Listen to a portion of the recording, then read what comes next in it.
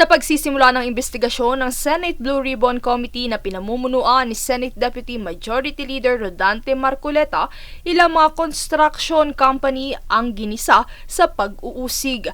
Kabilang dito ang QM Builders owner at proprietor na si Alan Quirante, kung saan hindi napigilang ilabas ni Marcoleta ang kaniyang galit. Ang sinabi ng Pangulo, kasama ka sa 15. Tama, Mr. Huwag mong Chair. mamaliitin ito, bagatas dito, aartihin mo kami, sasabihin mo, hindi ka pa nagumpisa ka isang hardware. May problema dito eh. Ano na yan, history lang yung sinasabi ko, Mr. Chair. Ano na yung totoo? Yung totoo, may lisensya na tayo na quadruple A ngayon.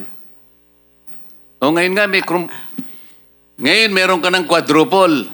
Yes, Mr. Chair. O, ilang project ang na-execute mo na? Marami na eh. O kanina sinabi mo, hindi ka pa nakapag-umpisa eh. Meron akong hawak na martilyo rito, sinasabi ko sa'yo. Mr. Chair.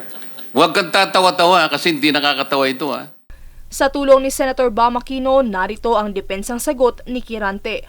Kaklaruhin ko lang, marami ka ng project at tama na isa ka sa top 15, correct, Mr. Quirante? Yes, Your Honor. Pero hindi ka pa incorporated. Hindi pa. Yun yung pa rin. sinasabi mong hindi ka pa incorporated. Yes, Your Honor. Yun yung binabanggit niya kanina, Mr. Chairman.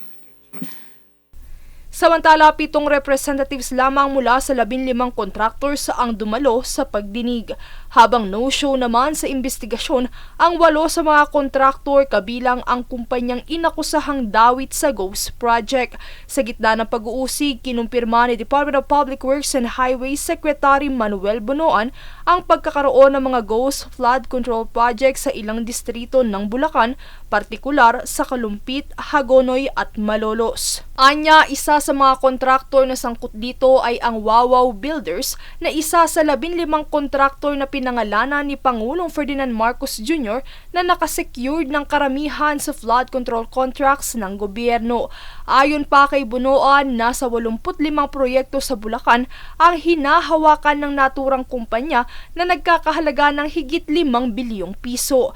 Pagtitiyak naman ni Bonoan na kasalukuyan na nilang iniimbestigahan ang naturang paratang sa Wawaw Builders.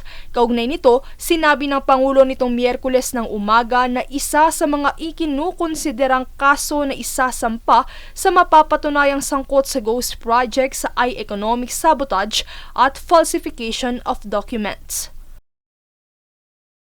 Princess Castro nag-uulat para sa Golden Nation Network.